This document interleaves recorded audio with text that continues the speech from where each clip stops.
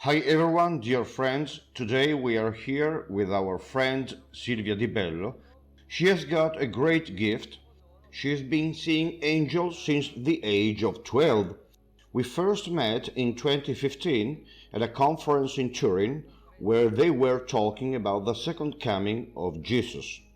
You gave your speech explaining a vision you had in the past.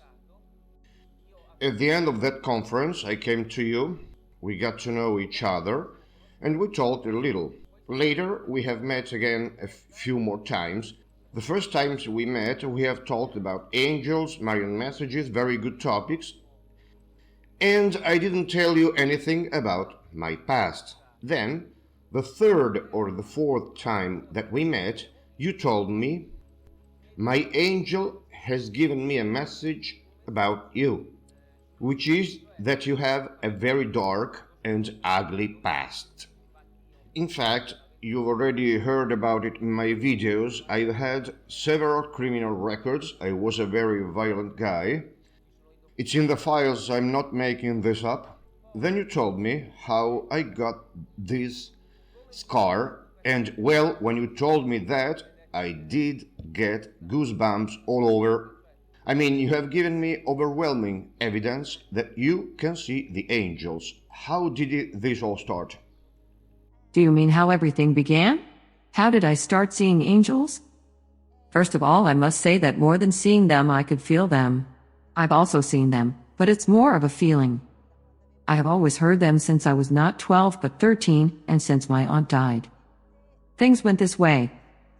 Not only could I hear the voice of my guardian angel and that of other angels, but there is one of them with whom I have had various conversations. He is the Archangel Michael. He introduced himself to me as Michael. As I have already told you, everything started with the death of my beloved aunt. I'll try to explain it in brief. It happened at my house. She always came to see me, as I had a very strong bond with her. It was the Friday preceding Palm Sunday, and I felt within me that it was the last time I could meet her and that I would never see her again. I felt it. I don't know how to explain it to you. It was a strong presentiment. When it was time for her to go to her home, and she was about to leave, I ran to her and I hugged her very tightly. I told her, "Aunt, promise me you'll come back tomorrow." She looked at me and said, "Of course, silly. What are you saying?" And I replied to her, "No, Aunt. Please promise me you'll be back tomorrow." The next day, in the early afternoon, I felt inside that she was dead.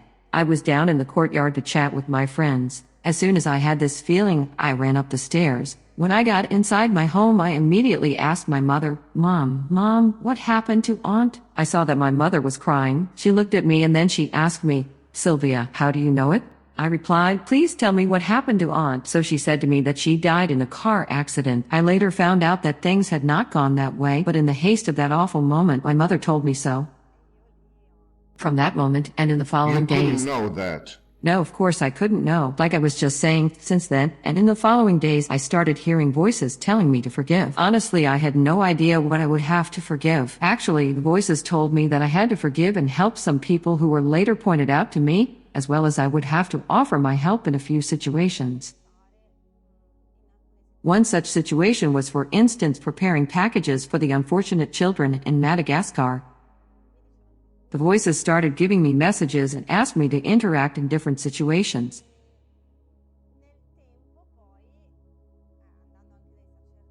It was the beginning of my journey with my guardian angel. He said to me, "It is I whom is speaking to you. I am your guardian angel." Over time, I also asked priests for advice, but as I said before, it all started with the death of my aunt. Of course. Moreover, you're a very simple person, and well, we can definitely tell you are saying the truth. However, I have got more overwhelming evidence which proves that you see the angels. That is to say, the messages and visions that you have received perfectly match the messages Our Lady is giving in several parts of the world. Well, let's start reading 3 of them. Okay. Apparitions Jacaré, Brazil 2014. That soul is unhappy which does not love its own guardian angel, which does not remember him, which does not love him, which does not turn to him, because this soul will not have this lawyer at its side in times of trouble and affliction. Monfenera Apparitions, Veneto, 2015. When you are in trouble, call your own guardian angel. If you just knew how he would come to you, he will tell you like that, just like that. Here I am, what's your problem? Luz de Maria, 2020, Argentina, St. Michael the Archangel. We, the heavenly armies, guard you, invoke us so that we might assist you. Do not forget that you have guardian angels. Invoke them, converse with them, give them permission to intervene and not allow you to take the wrong path.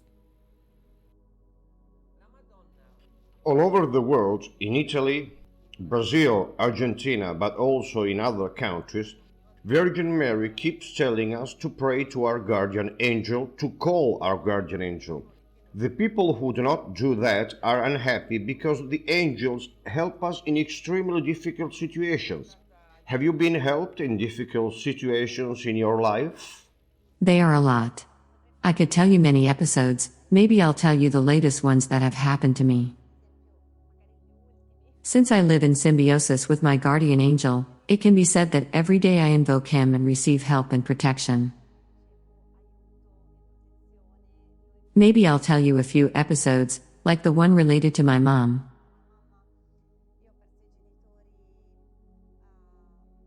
First, you must know that I lost my parents in 2020. They both died 10 days apart. Let me tell you what happened. I was 6 months pregnant with my little one, the last of my 3 babies. One evening at 10, the guardian angel tells me, Your mother has a tumor. He doesn't tell me where, but he shows me here, pointing to the affected body part. The affected body part, all right? So he says to me, Your mom dies. From that moment on, I knew that whatever I did for my mom would be in vain, because she was destined to go to heaven. Of course. 6 months pregnant, I was also emotionally a little shocked, and so I decided to have her examined. She began his medical journey with ultrasounds, CT scans, and everything in between. The medical tests only indicated that perhaps she could have swollen lymph nodes and a urinary tract infection. In short, everything except that she had a problem in her neck, for which she could die.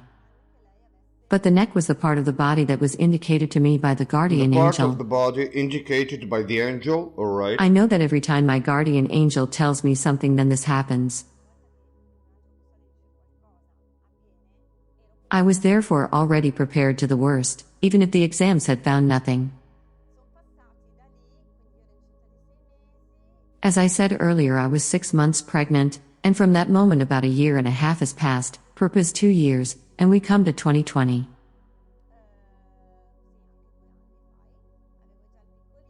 I already had my baby, and on May 29, 2020, at 6:45 a.m., my guardian angel wakes me up and says, You have to call an ambulance for mom. Mom is sick. Call an ambulance immediately. So what do I do? Obviously, before calling the ambulance, I called my mom's house. My father answered the phone, and I immediately asked him in an excited voice how mom was. He replied by telling me that my mother was fine, or rather that she was sick as always, that is, that her conditions were the usual ones. Maybe he decided to hide that so you wouldn't worry? No, they simply hadn't noticed anything.